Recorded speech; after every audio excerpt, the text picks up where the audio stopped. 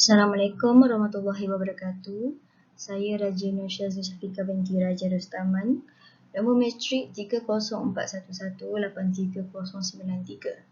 So, saya kat sini ingin buat pembentangan online dan laporan pengajian Malaysia MPU iaitu kod 2163. So, tajuk saya pada hari ini, penjajahan yang paling memberi kesan kepada masyarakat Malaysia dari 4 aspek, iaitu politik, ekonomi, sosial dengan agama. So, pengenalan. British mula campur tangan di Tanah Melayu bermula 11 Ogos 1786 apabila Francis-Light menduduki Pulau Pinang. Pada 16 Februari 1819, Stafford Raffles berjaya menduduki Singapura melalui perjanjian antara Tengku Long dan Temenggung Abdul Rahman. Perjanjian Inggeris dan Belanda 1824 membuka jalan British menguasai Tanah Melayu. Seterusnya, Inggeris berjaya menguasai Pulau Pinang, Melaka dan Singapura dan dikenali negeri-negeri Selat pada tahun 1826. Selepas perjanjian Pangkor 1874, Inggeris mula campur tangan di negeri-negeri Melayu secara langsung dan memperkenalkan sistem residen. So, aspek pertama yang memberi kesan kepada masyarakat Malaysia iaitu politik. Kuasa-kuasa raja dan sultan telah terjejas. Kuasa-kuasa raja menjadi terhad. Yang ketiga, raja hanya boleh menyentuh hal-hal mengenai adat istiadat Melayu dan hal-hal keagamaan sahaja. Wujudnya perubahan sistem corak pentadbiran yang baru telah diperkenalkan oleh pihak Inggeris iaitu sistem residen. Sistem residen ini adalah satu bentuk pentadbiran Inggeris yang dinamakan sebagai sistem pemerintahan tidak langsung di negeri-negeri Melayu. Seterusnya, Sultan terpaksa menerima seorang residen Inggeris yang dilantik bagi setiap negeri untuk menasihatinya dalam semua urusan pentadbiran kecuali perkara-perkara yang berkaitan dengan adat istiadat dan hukum hakam agama Islam. Untuk poin yang kedua sebab poin yang pertama tu dah disebutkan pada slide yang lepas. So, poin yang kedua kita, residen Inggeris bertindak di atas nama Sultan-Sultan Melayu walaupun kuasa pentadbiran negeri sebenarnya terletak di tangan mereka. Nasihat-nasihat yang diberikan oleh residen Inggeris hendaklah diterima oleh Sultan-Sultan Melayu. Contohnya, sistem residen yang diperkenalkan di Selangor adalah disebabkan oleh kegiatan lanun dan rompakan yang sering berlaku di sepanjang pantai negeri Selangor. So, aspek yang kedua yang memberi kesan kepada masyarakat Malaysia iaitu ekonomi. Sistem komersial diperkenalkan apabila berlakunya perluasan kuasa Inggeris. Yang kedua, Inggeris lebih menumpukan kegiatan ekonomi yang berorientasikan ekspor, seterusnya mendorong pelabur-pelabur asing ke Tanah Melayu dan membawa teknologi serta sistem pengurusan ekonomi.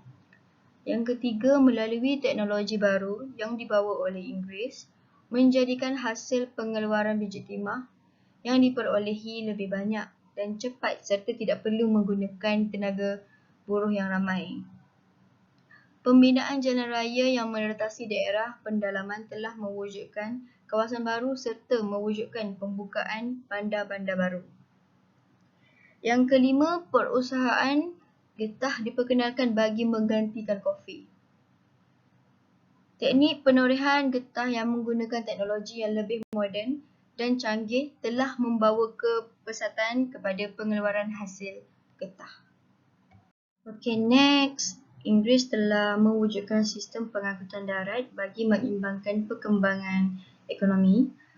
Inggeris juga telah menghapuskan amalan pungutan cukai yang dilakukan oleh Sultan dan Pembesar. Tindakan British telah menyebabkan pembesar kehilangan kuasa dan pendapatan yang mereka perolehi daripada hasil cukai yang dipungut terjejas dan ini telah bercanggah dengan nilai-nilai tradisi dan adat istiadat Melayu. For the last one, British telah membuat lawatan ke Bidor and British telah membakar rumah Raja Ngah dan Tengku Panglima Besar yang merupakan sepupu Sultan Ismail kerana didapati telah mengutip cukai daripada pelombong di situ. Aspek yang ketiga yang memberi kesan kepada masyarakat Malaysia iaitu sosial. Yang pertama, penekanan aspek ini lebih dijuruskan kepada dasar pendidikan pemerintahan Inggeris, kemasukan orang Cina dan orang India secara beramai-ramai ke Tanah Melayu. Dan selepas kemasukan orang Cina dan orang India, jenayah telah berlaku berleluasa, khasnya di negeri-negeri kawasan lombong biji timah seperti di Perak, Selangor dan Negeri Sembilan. So, kumpulan orang Cina yang berbeza telah mewujudkan kongsi gelap untuk menjaga kepentingan masing-masing. Mereka sering bermusuhan untuk mengukuhkan kedudukan dan mempertahankan kawasan lombong biji timah mereka. So next, kesan sosial kemasukan orang Cina dan orang India ialah aktiviti pelacuran yang berlaku dalam kalangan masyarakat. So kita go through to point nombor 2 sebab point nombor 1 tu kita dah sebutkan pada slide yang lepas. So point nombor 2 kita terdapat aktiviti membawa wanita-wanita Cina dari negara China untuk dijadikan pelacur. Next, ia menimbulkan keadaan tidak tenteram kerana berlaku pergaduhan walaupun aktiviti tersebut hanya melibatkan orang Cina sahaja. So yang ketiga, kemasukan orang Cina dan India ialah perekonomian semakin meningkat, khususnya dalam bidang pelombongan biji timah dan peladangan getah. Kesan ekonomi seterusnya merupakan pembentukan bandar-bandar baru. Seterusnya, kerajaan British telah membina jaringan jalan, penghubungan dan pengangkutan seperti jalan kereta api dan jalan raya. Sistem jalan pengangkutan tersebut menghubungkan antara ladang getah dan lombong biji timah dengan kilang mahupun pelabuhan.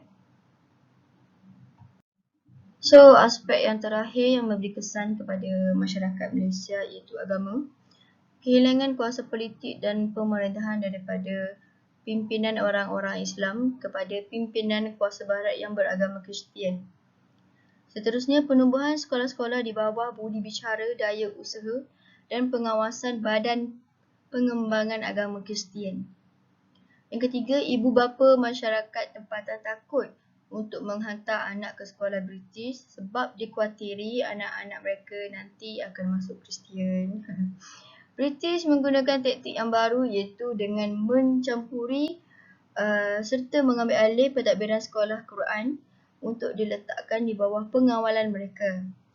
So the last one, masa persekolahan dibahagikan kepada dua, pagi untuk pelajaran akademik iaitu sekolah Melayu dan petang untuk pelajaran agama iaitu sekolah Quran. Ini telah menunjukkan British cuba memisahkan antara ilmu, agama dan akademik.